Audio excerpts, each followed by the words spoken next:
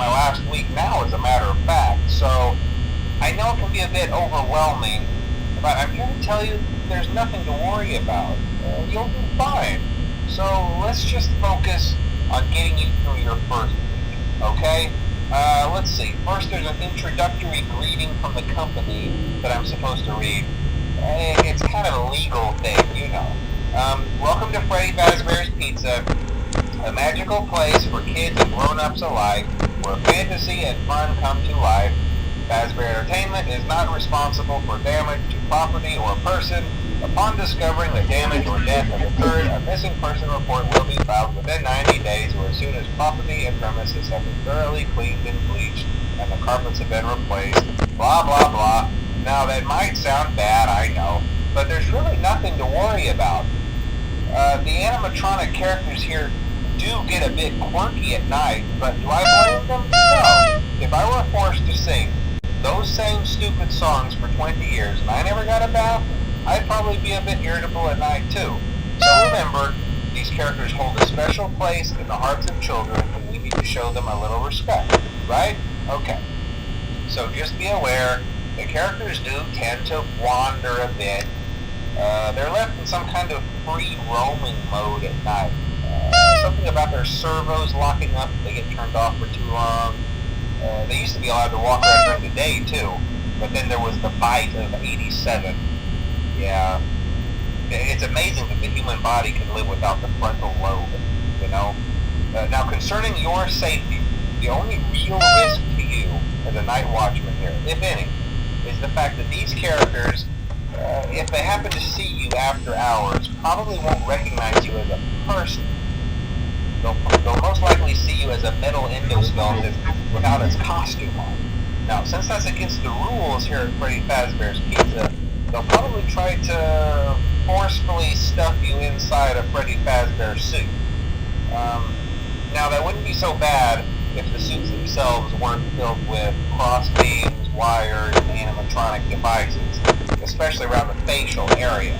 So you can imagine how having your head forcibly pressed inside one of those could cause a bit of discomfort and death. The only parts of you that would likely see the light of day again would be your eyeballs and teeth that pop out the front of the mask. Yeah, they don't tell you these things when you sign up. But hey, first station of the breeze. I'll chat with you tomorrow. Check those cameras and remember to close the doors only if absolutely necessary. Gotta conserve power. Alright, good night.